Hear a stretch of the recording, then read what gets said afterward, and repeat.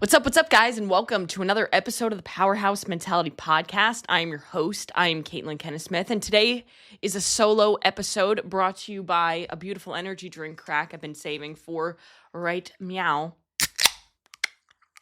Beautiful. We got the 3D Citrus Frost. This is this is their newest flavor. It came out a few months ago.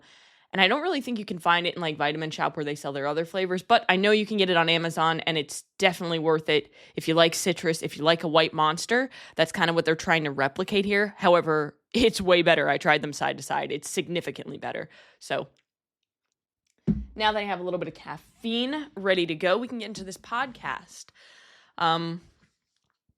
Today's episode, it comes from, or the idea of it comes from a lot of the stuff that's been on social media lately, because social media truly does fuel a lot of this stuff or a lot of the ideas, right? Because we see a lot of different things that go around that trend and that kind of sparks our thoughts. That's kind of how I look at it. So recently we've been in a little bit of a craze of every fucking company adding protein into their products and making it appear to be a health product. For example, this really started getting more media. It's been happening for a while, especially in 2025, but it really got a lot of attention when Pop-Tarts, good old Kellogg's Pop-Tarts, dropped what they call the protein Pop-Tart or the Pop-Tarts protein. And it has 10 grams of protein in 2 pastries, in whatever the serving size is. I don't know. I haven't eaten Pop-Tarts. I don't know if the serving size is 1 or 2. I can't recall. But regardless, it has 10 grams of protein in a serving compared to a regular Pop-Tart, which has 4 grams of protein. Yes, this is more protein. However, it's so crazy that they can put the word protein as large as they can. And if you don't know what I'm talking about, go do a quick Google search and just search the protein Pop-Tarts, or Pop-Tarts protein, I think is how they call it, which sounds backwards. But the word protein is so huge on that label that people who don't understand nutrition, who don't understand what quality food really looks like, they think that they might be making a healthier choice by picking up the ones with protein versus the ones without protein. However, the calories are the same. While yes, you are getting a little bit more protein, you're still eating a Pop-Tart with 35 grams of sugar and over 400 calories. And then they have things like protein Cheerios, which is even worse.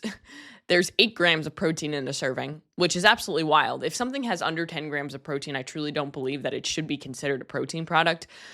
What I look for when I look at a protein product, like something like that, like a protein snack, first of all, these things should never be the foundation of your nutrition, but they are some better options, right? I'm not going to be completely blind to the fact that not every single human being on the planet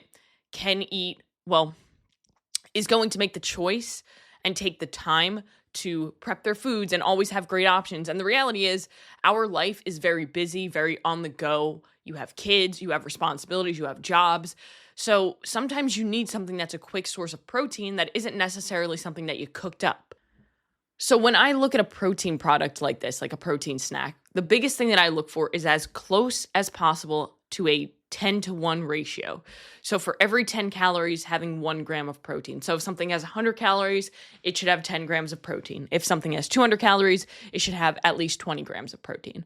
So if it has 180 calories, it should have at least 18 grams of protein. Now, obviously nothing's perfect. Well, there are perfect products out there that do have that 10-to-1 ratio, but if you're getting at least as close as possible to that ratio, then you're doing a good job.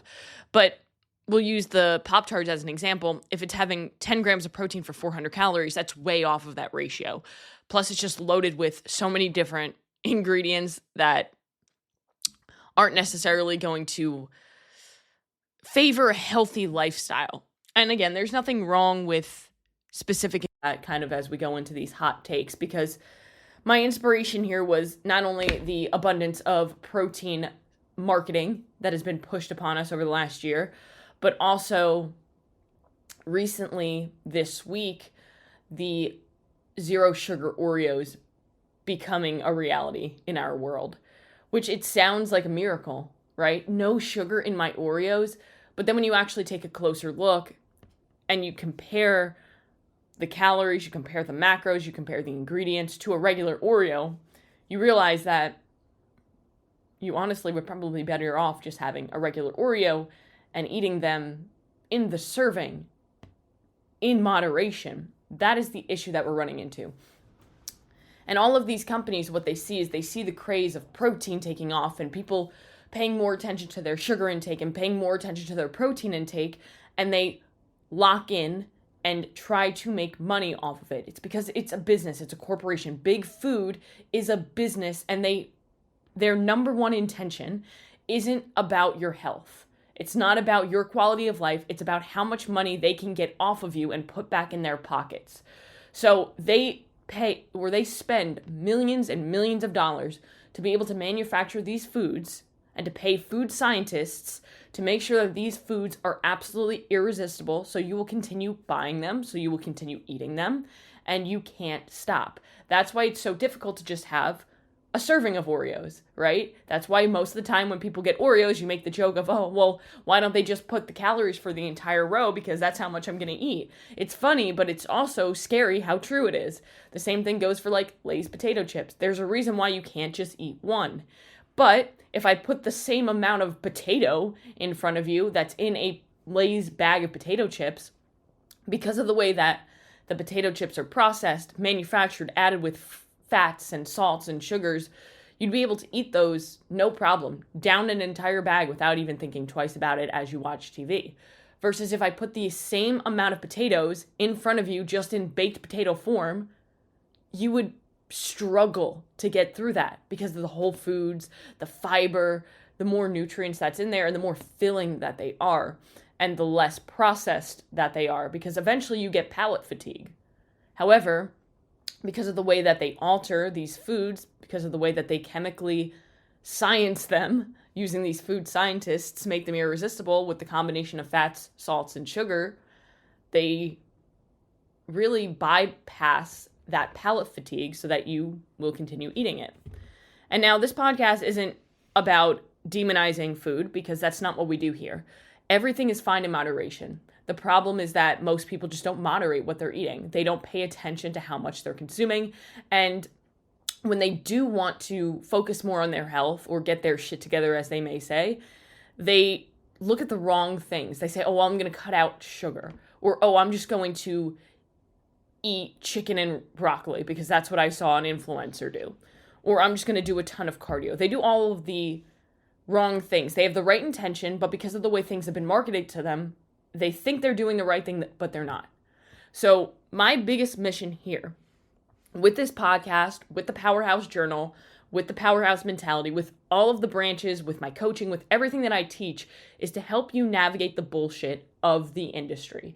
And what I mean by that is help you navigate the bullshit that is out there, the marketing, the nonsense, the trends that don't actually make a difference, so that you can make the right choices and become the best version, the healthiest version, the happiest version of yourself, that not only lives a longer life, but lives a more full, fulfilling life. Because we're here about mindset, but we're also here about nutrition and fitness, because they all correlate. They all go hand in hand. You really, truly can't have full health without all three of those things.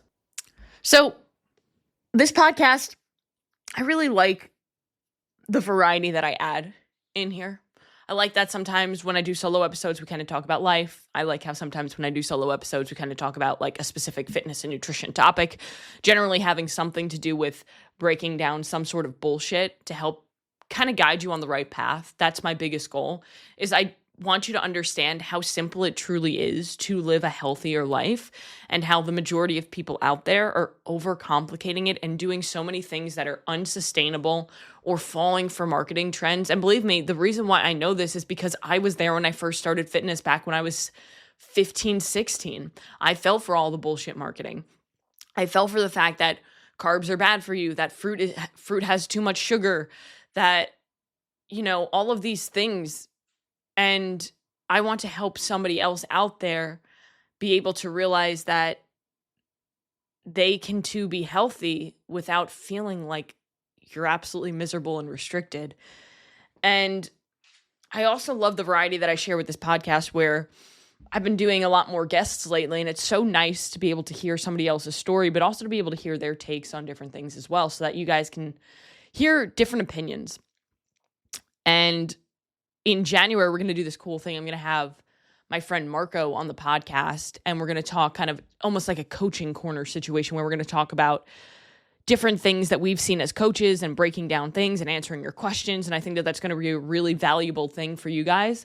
But today's episode, it might make some people uncomfortable. And honestly, that's kind of the point, because somewhere along the way, nutrition and supplements stopped being about understanding your body and turned into fear-based marketing, buzzwords, and people yelling toxic at everything they don't understand. Sugar became a villain. Zero sugar became a hero. Protein became protein, no questions asked.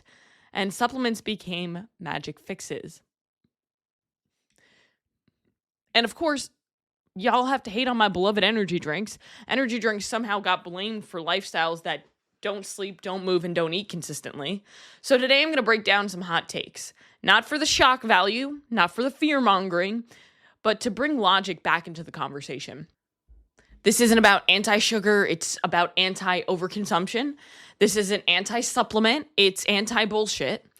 And if you're tired of being confused, tired of chasing the next product, and ready to actually understand what matters, you're in the right place. So let's get into it. I have 8 hot takes here.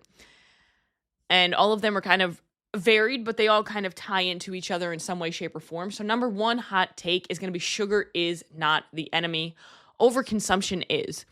And the core argument that I'm making here is that sugar didn't suddenly become toxic. The volume, the frequency, and the context did. Which is why, again, I love long-form content, because I have more than 90 seconds to be able to tell you something about sugar, whereas somebody would take it the wrong way and be like, oh, she's saying sugar is good for you. I didn't say that, but I didn't say that it is what's causing the obesity epidemic. So sugar has existed forever.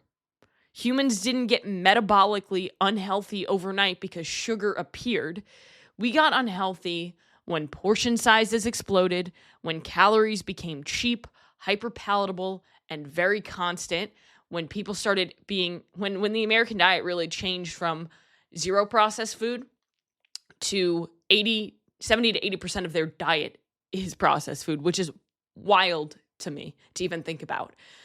And when movement dropped to almost zero, a lot of people, unless you're paying attention to it, don't get movement in throughout their life. Think about the average American's lifestyle. They get up in the morning, they get ready for work, they sit down in their car, they drive to the office, they sit in the desk for 8 hours, they get up occasionally, they get back in the car, they drive home, they sit on the couch, and they unwind after a hard day. Understand that movement is one of the biggest things here that people overlook. It isn't just the fact that processed foods appeared. It isn't just the fact that people just overeat. It's not just the fact that food is readily available wherever you go. It's the fact that people just don't fucking move. They don't move like they used to move. Even kids used to go outside and play, and it's really weird when I see kids outside playing now, because I'm like, that's really cool. I love that they're doing that. And it's so sad that it's become that way. But calories are cumulative. Sugar isn't special. Excessive calories can come from anything. It can come from fat. It can come from sugar. It can come from alcohol, ultra-processed foods. And those things all contribute to fat gain, insulin resistance, and poor metabolic health. It's not just sugar. It's the fact that you're eating too much calories overall.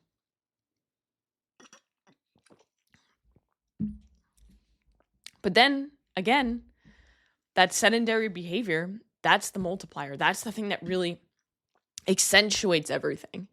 Because sugar in an active body behaves very differently than sugar in a chronically sedentary one.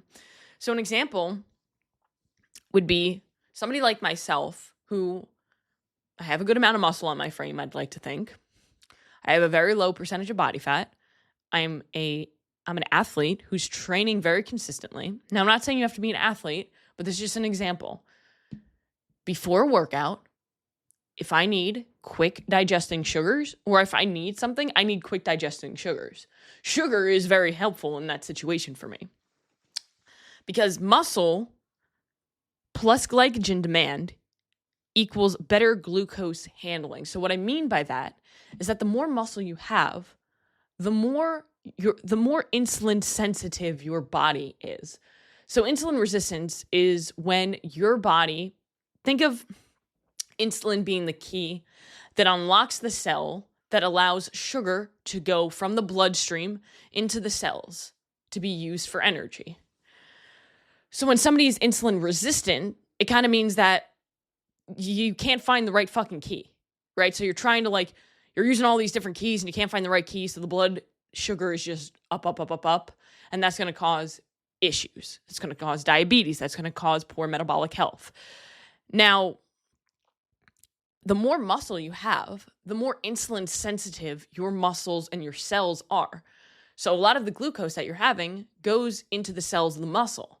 So you can very easily find that key of insulin much quicker than somebody who doesn't have as much muscle mass. So muscle actually helps with blood sugar control. Movement actually helps with blood sugar control. One thing that I have my clients do, especially if there's somebody who's concerned with their blood sugar, is walking for 5 to 10 minutes after each meal. It actually helps with the uptake of glucose out of the bloodstream and into the cells. Movement is magical, and we just don't do it enough. And then we get into the serving sizes.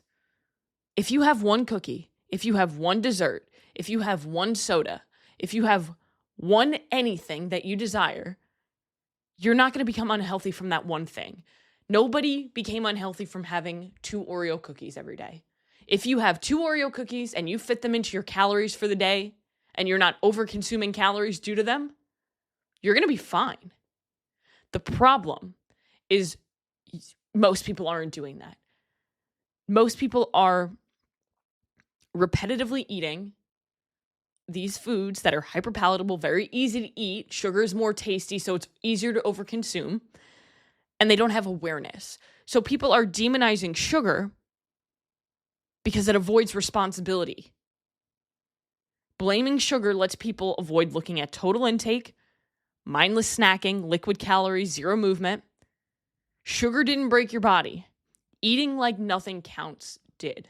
And that's kind of what I want you to understand here. If somebody manages their calories and they manage their intake and they're responsible with the portions that they're having, they can eat those things. Most people don't do that. Most people black out and eat a whole fucking case of Oreos. So understand that sugar isn't the issue. It's the fact that you're over-consuming calories, and sugar is just in a lot of those foods that are easier to overconsume, because there's not a lot of people out there who are over-consuming chicken breast and broccoli. There's a lot of people out there who are over-consuming cookies and desserts because they're very easy to overconsume and they're more calorically dense. So hot take number 2 kind of goes right off of that one onto the other end of the spectrum, which is zero sugar doesn't mean unhealthy. Removing sugar doesn't automatically fix overconsumption or behavior. Okay? That's one thing I need you to understand. Now, one thing that I do also want to understand as I drink my zero sugar energy drink also has 10 calories in it. And those 10 calories coming from sugar alcohols. So, count those. But the biggest thing I need you to understand is that if something that you're drinking has zero sugar, but it also has minimal to no calories, we're not talking about those foods or drinks. Generally, they're drinks. There's not a lot of time you're going to find zero sugar foods. But removing sugar doesn't automatically fix overconsumption, and it doesn't fix behavior generally.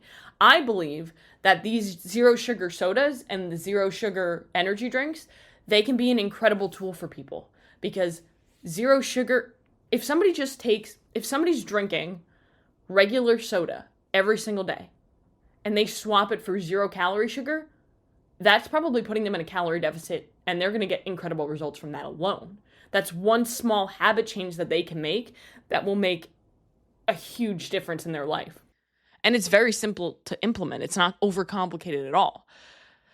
My biggest thing, and I'm going to be talking about here, is that zero sugar doesn't equal 0 calories when it comes to the foods, right? If you get something off the shelf that's like 0 sugar, like 0 sugar Oreos, we'll use that example because it's very front of the mind, right? So 0 sugar Oreos, for 2 cookies, it's still 90 calories.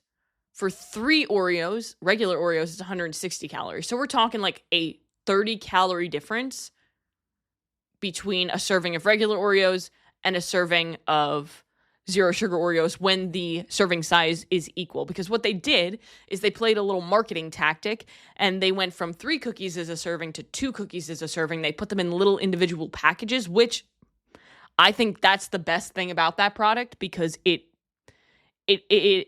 gives a barrier for portion control. So instead of having an entire row sitting there staring at you, you get a little package and it has 2 cookies in it. So it creates space between you just reaching in there for another, and you actually have to like go open up a package. And then by the time you get there, a lot of people might be like, I don't actually need it, right? We want to create space when it comes to dealing with cravings, dealing with overconsumption. I did that in another episode, but the biggest point that I'm trying to make here is that the 0 sugar Oreos don't have 0 calories.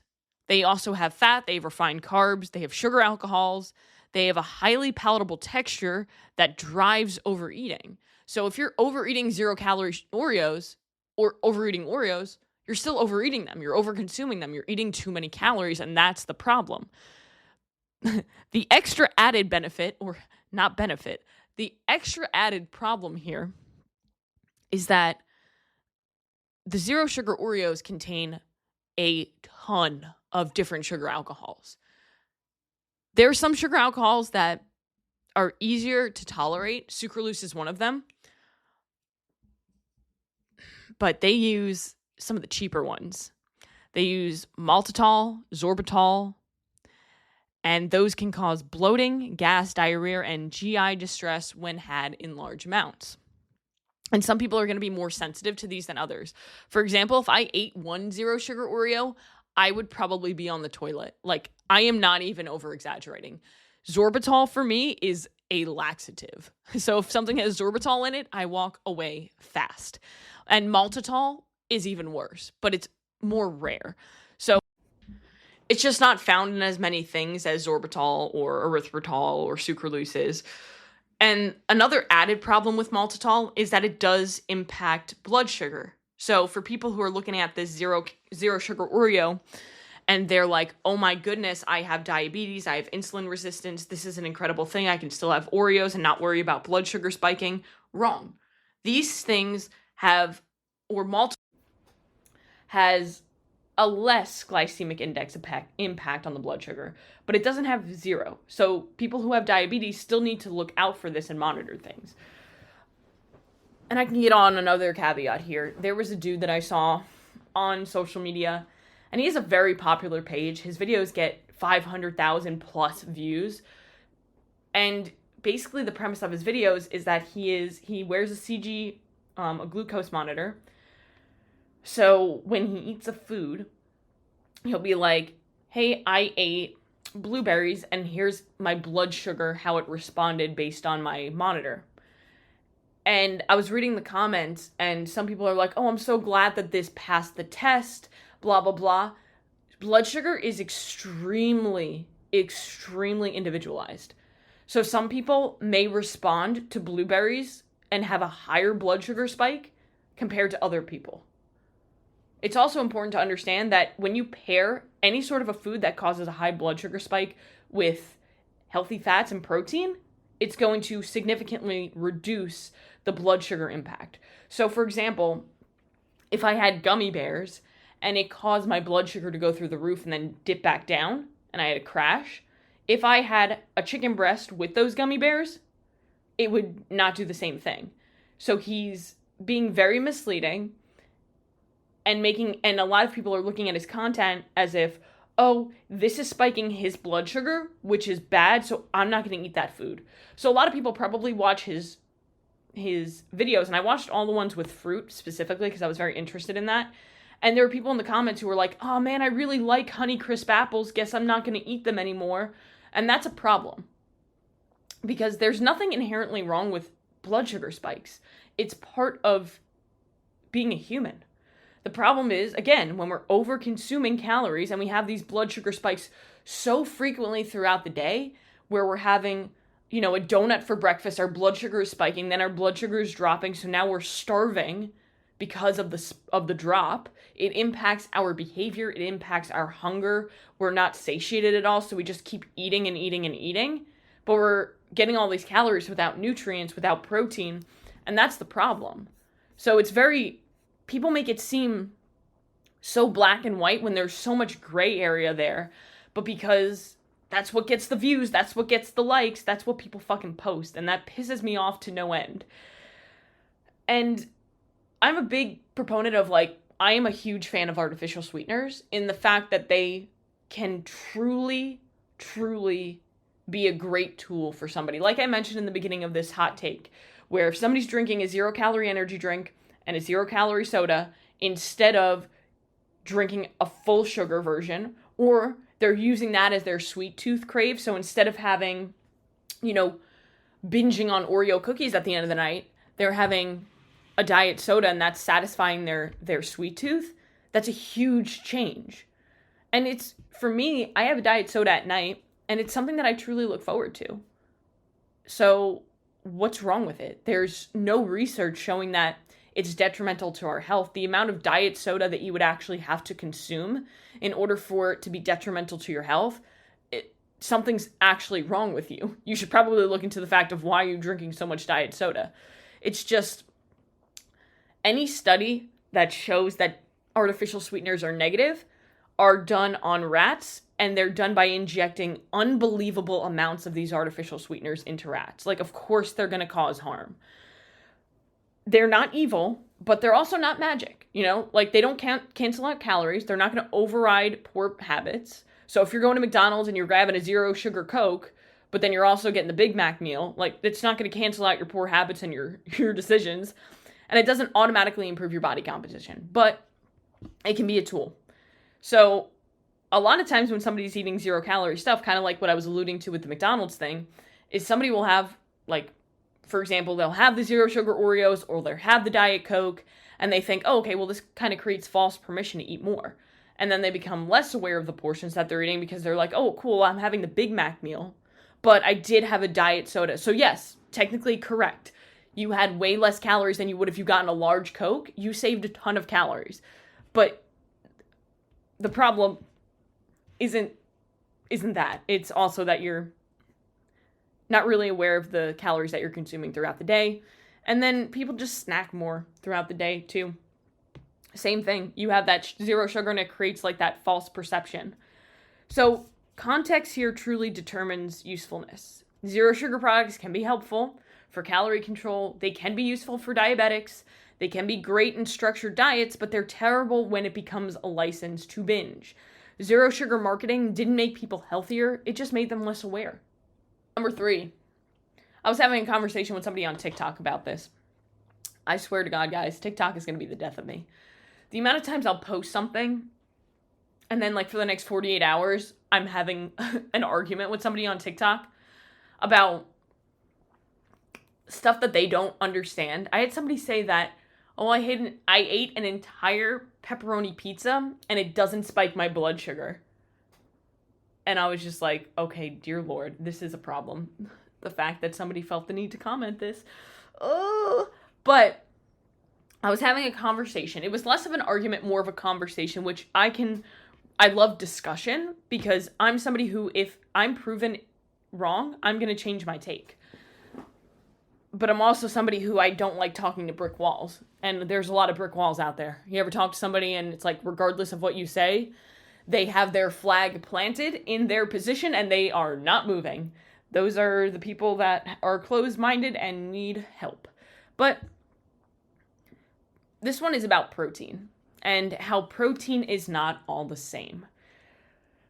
So protein quality does have an impact on muscle building, digestion, and the outcomes, not just the grams. So if you're getting all of your protein from peanut butter, it's not a complete protein source, so it's not going to have an impact on muscle protein synthesis. However, if you compare that, if you combine that peanut butter with something else that has the other amino acids that helps to complete that protein like a puzzle, then it will. But the problem is that we look at peanut butter and people think, oh, well, it has 7 grams of protein, but it also has 200 calories. Again, it all comes back to the calories, guys. I can get the amount of peanut butter that you would have to eat to get 20 grams of protein. That's like 500 calories of peanut butter. Or I can eat a chicken breast that has 20 grams of protein that has less than 150 calories. So you tell me which one is going to be the better decision. Which one is going to keep you more satiated? Which one is going to make you feel better? Because God, if I'm eating 500 calories worth of peanut butter, I'm probably not feeling better. My digestion probably isn't well. And if your digestion isn't well, then you're not actually absorbing the protein that you're eating as well because you have inflammation in the gut. So the thing here that I want you to think about is what's going to make the most sense. When you think of protein, what do you think of? You probably think of chicken, eggs, egg whites, steak, fish, Greek yogurt, cottage cheese, whey protein. Good. That's how I want you to look at protein. I don't want you to look at the fucking Pop-Tart protein and be like, ooh, it has 10 grams of protein. Winner. I get 10 more grams of protein. Look, I'm a huge fan of people getting more protein in their life. But again, education and context matters. Muscle protein synthesis, which is how we build muscle. And muscle isn't just good for strength. It is the organ of longevity. Everything in our body that requires rebuilding and repair requires protein, requires the amino acids, and requires all of the amino acids. Obviously, some are more important than others when it comes to certain things, like they do specific roles in the body, right? So collagen we know is great for hair, skin, nails, joints, and tendons, but collagen in itself isn't a complete protein because it doesn't have all of the amino acids. Now we're getting really granular here, and I don't want to get this granular because, like I said in the beginning, my goal is to help you see how simple it is to be able to make choices that change your life and make you healthier and happier. And if I get too nuanced with this protein thing, people are going to be so fucking confused. They're not even going to eat any protein. They're just going to be like, oh, fuck this. I'm just going to go back to doing what I was doing. I want you to look at protein as what it is. If something is a protein source, that is a good source of protein, right? So, like I said before, when you think of protein, what do you think of? You think of all the things that I listed out before. You don't think of Pop-Tarts that have 10 grams of protein. You don't think about fucking Cheerios that have 8 grams of protein. Right? Because those have lower quality protein sources that are more difficult for our body to break down and absorb and utilize. That is the biggest point here. Bioavailability. Bioavailability is our body's ability to break down, absorb, and use the nutrients. So if we have very limited bioavailability with certain protein sources that come in those overproduced products, it's not going to matter on the grand scheme of things.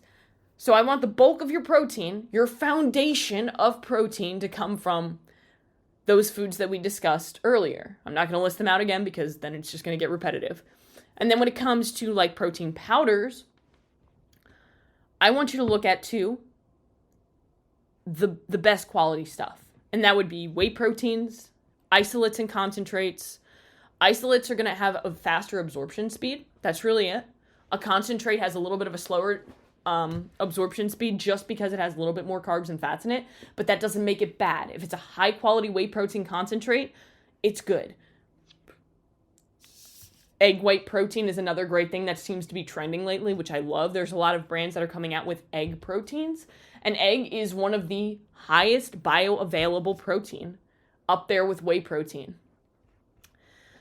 The problem is plant protein is, one, they taste like shit. I'll be honest. It's really hard to hide the texture and the flavor of like a pea protein, which is what most companies use.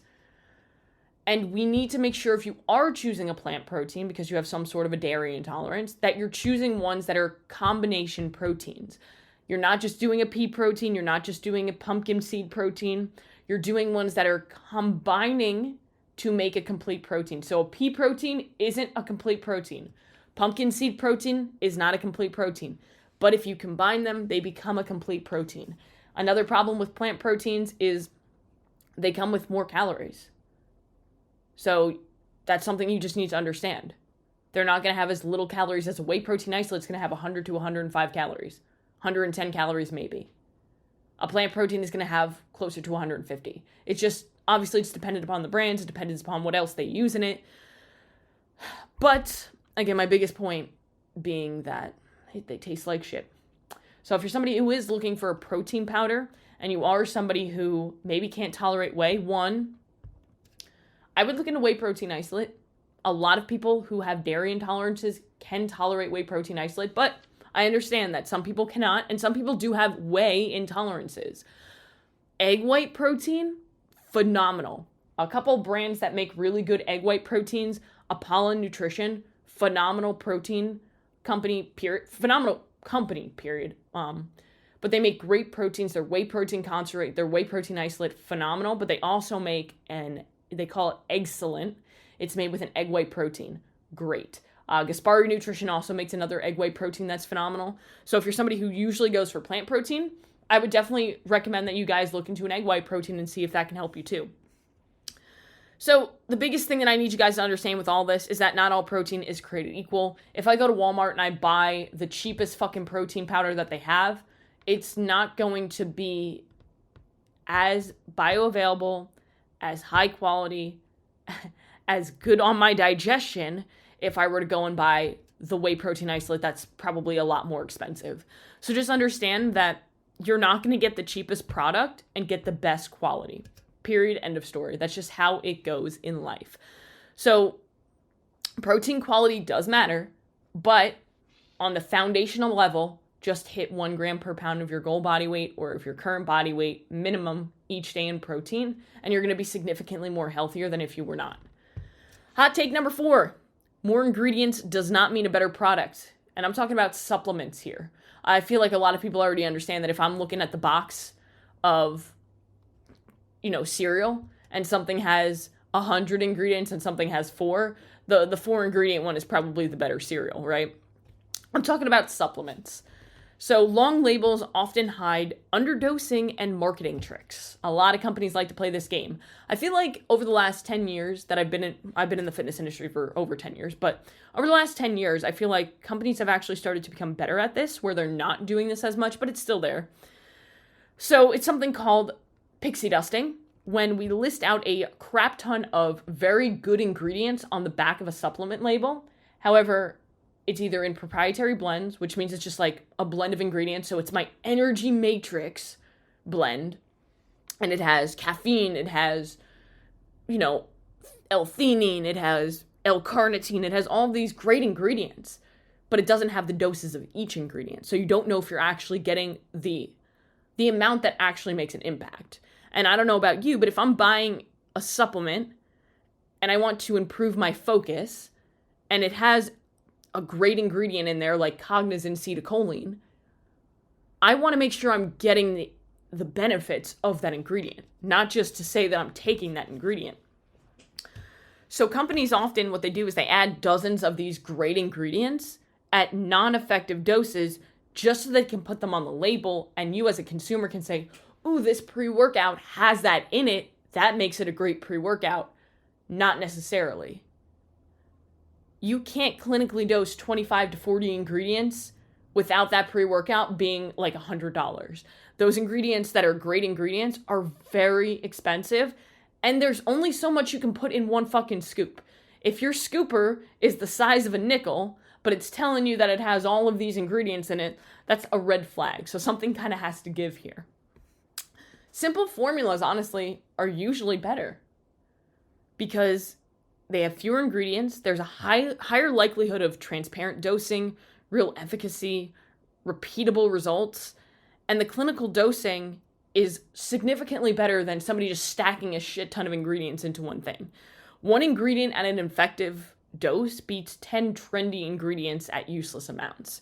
So understand reading a supplement label, it is such an important skill that I think so many people need to learn. It doesn't take a lot of time. It just takes a little bit of questions and research, and you can ask ChatGPT a lot of these things like, hey, what's a good dose of caffeine? What's a good dose of L-theanine? What's a good dose of alpha GPC? Ask these questions, and also ask questions to yourself if a supplement company isn't transparent about everything that they're putting in the label. The number one thing that I look for in a supplement company before I really even dive into anything else is, are they being transparent with everything that's in this product? So there are some really great companies. Ghost is one of them that does transparency on every product they put out, even their energy drinks, which is pretty rare. And then Apollo Nutrition. I'm going to keep mentioning them because they truly are a premium brand, but they put transparency even on their protein powder, which is crazy. They literally list out the exact amounts of each amino acid. That's basically unheard of. There's only a few companies that do that. And those are the companies that you should be buying supplements from, because then you can actually know exactly what's going in your body and you can trust it. All right, hot take number 5, supplements don't fix shitty lifestyles. And the core argument here is that supplements support progress and they can fill gaps in your nutrition, but they don't replace the fundamentals. All right, hot take number 5.